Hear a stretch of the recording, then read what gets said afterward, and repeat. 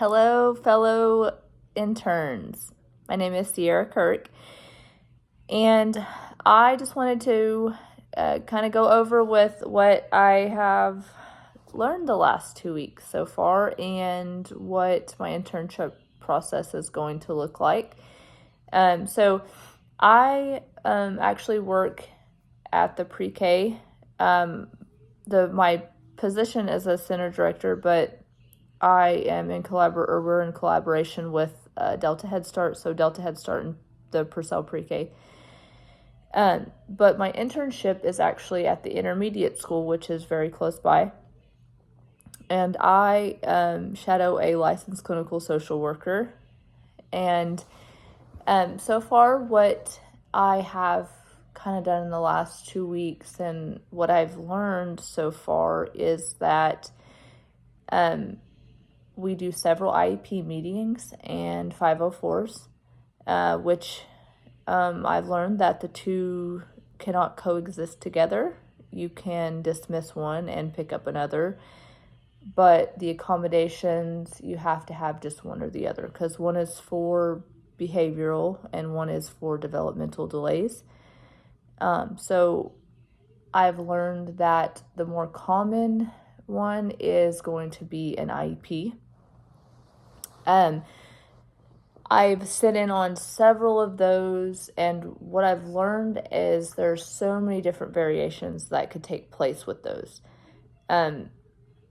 Specifically, there's one that a girl has been in EPIC charter schools for quite some time, and she has learned that she has a speech articulation, or a speech articulation delay. So if she wouldn't have started with the public school, it's not that she didn't know she had the delay, but a lot of people think, if they're not informed otherwise, that a lot of these things are a commonality and that it's just a normal thing.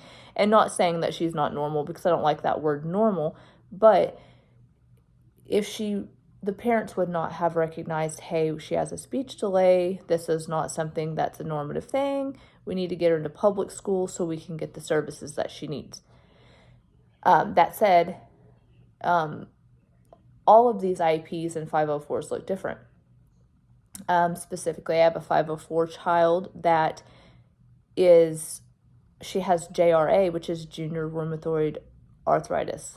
And she also has speech issues as well, but we can't put her on an IEP for speech and a 504 for her JRA. So we have to do the accommodations through the IEP, so that way we can accommodate both of, the needs that she has.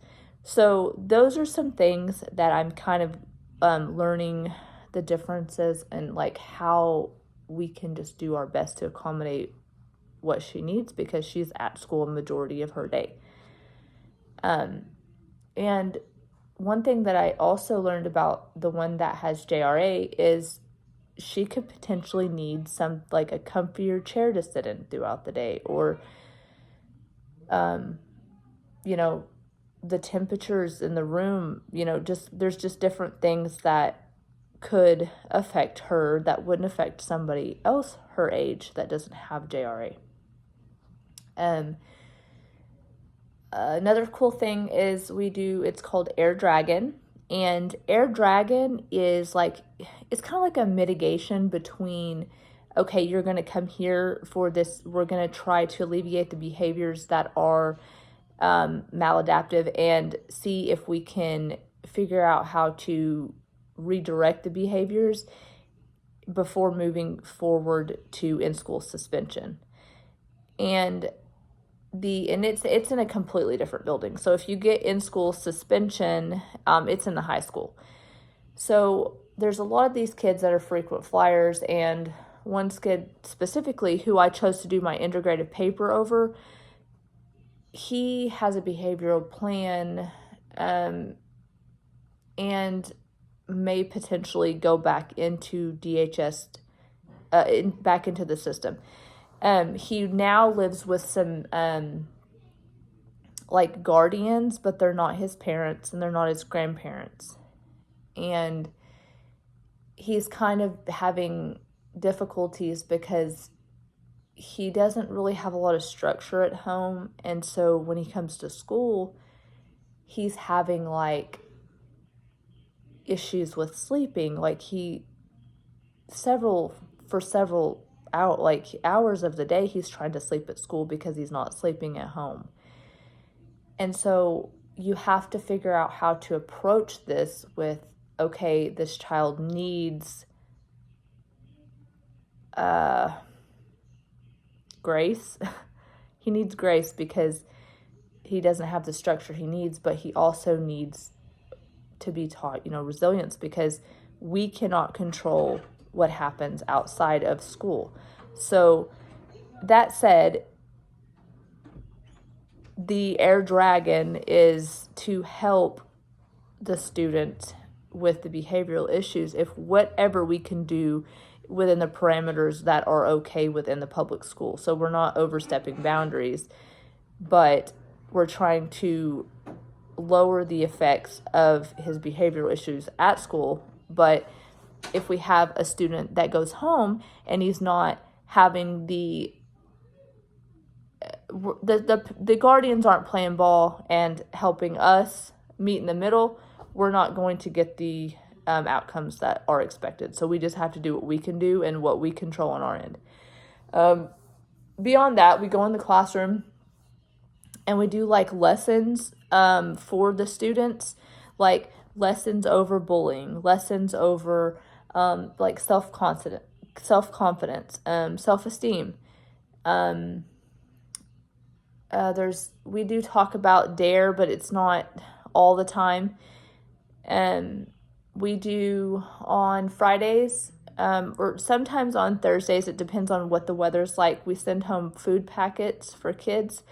At the beginning of the year, we kind of like try to identify who could potentially need a food packet. And what's cool about them is it's just like kind of like cool stuff they would get at home if their parents bought it at home. Like they're like the Uncrustables, but it's not the brand you would see in the store, or SpaghettiOs or chocolate milk. But they're all like items that you wouldn't have to refrigerate, and like it's minimal, like the way you have to prepare it is minimal preparation. So even if the child has to prepare it themselves, they can. And I think that those are really neat. We get those from the food bank. And let's see, what else do we have? I think I discussed the newsletter, but if I haven't, the newsletter I send out, or will send out every week. I've been working on one this last week. At first I just did one for the parents, and then now I'll do one for the teachers.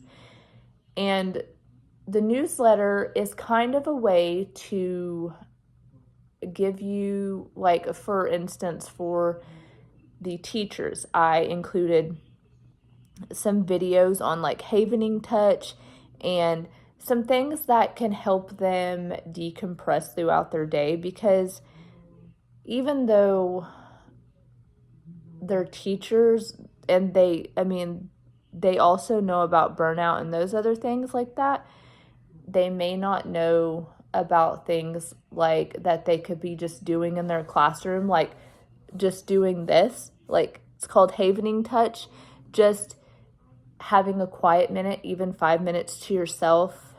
Those things help throughout the day, help you be the most productive that you can be. So like I try to slide little things like that in my newsletters. And then for the parents, you would be surprised at like specifically outdoor play when it's cold. What's okay and what's not okay, and not saying that we should all do everything the same, but we should stick in some safety tips on like what's acceptable to wear outside in the cold, in temperatures at such and such temperature. What are some fun learning activities at home that you can do diaphragmatic breathing exercises you could do at home, just to like help regulate a kid that's overwhelmed, like stuff like that.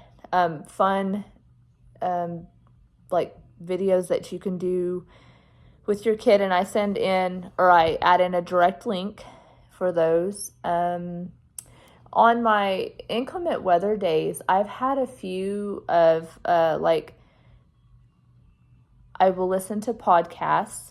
And I don't know if you guys are familiar with the social work podcasts on Apple. They're free. And I've learned so much. And just from listening to the ones, like I did 8 hours plus already. And they're like an hour and 4 minutes long. But like you can listen to them like in the car. You can listen to them, when you're at home. And they've been so informative for me. I'm trying to think of what else. So the person that is my supervisor, she used to have her own practice in 2021. And then she worked for Lexington Public Schools for a short time. And then she was just hired on this last year to work for Purcell Public Schools. And she is a licensed clinical social worker, but in order to practice in a school setting, you just have to have a certification that's more geared toward counseling of the age group that she's in. So it's not like she can't technically practice as a licensed clinical social worker in a school setting, if that makes sense. And that's just the way I understood it from the other counselor. I also, I will attend groups, because we'll have a group assignment coming up. I will attend a self-esteem group within my cohort or within the public school. And that's what I'll do for my group activity. I'm trying to think of other things that I will be doing. So beyond the podcast and the IEP meetings and the Air Dragon, I did a really fun Zoom meeting. I got to attend a Zoom meeting with a social worker. I think she has her master's in social work, but from the master's program at OU, it was over foster children or trauma in foster, resulting in foster children, and how to kind of combat that.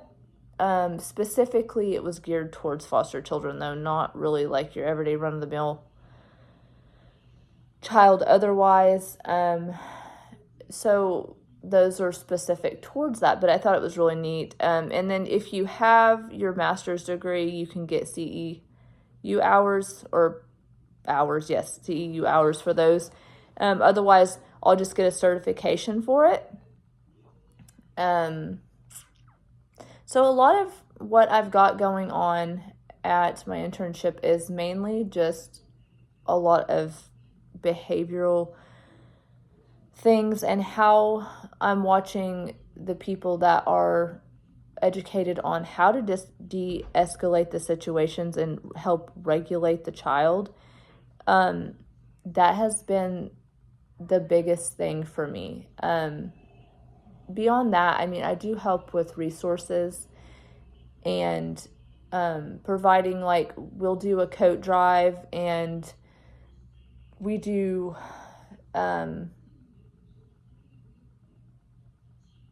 Father's Day activities and stuff like that.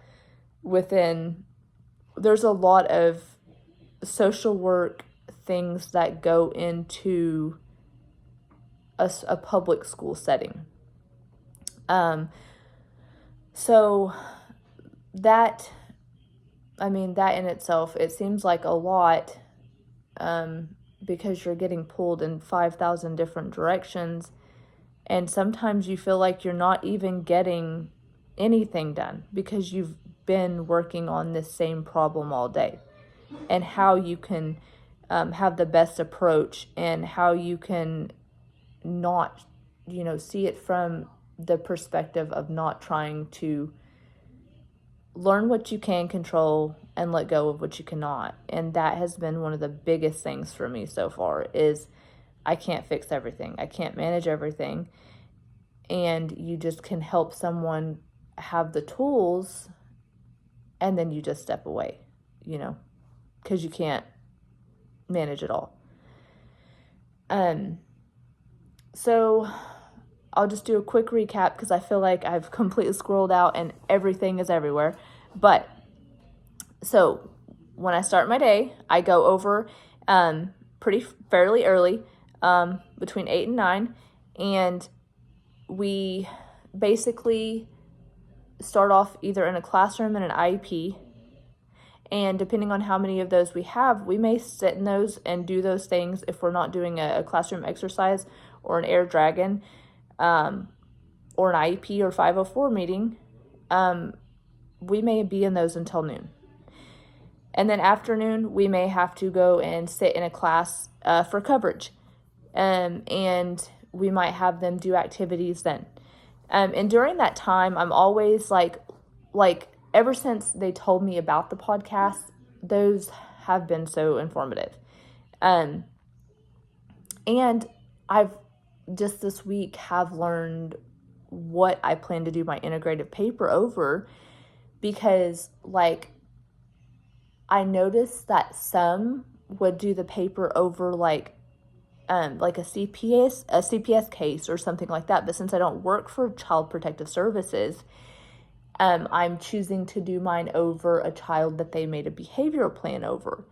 So those are just some things that so far of what I've done. And I don't know, really, I think there'll be more, but it is the first 2 weeks at school. So I don't know that there's going to be, I don't know what else is in store for me yet.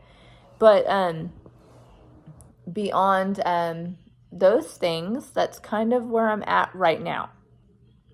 So I hope that you all have a great internship, and I hope that you guys are learning lots of fun stuff and things that you can use out in the field. And I'll talk to you guys soon.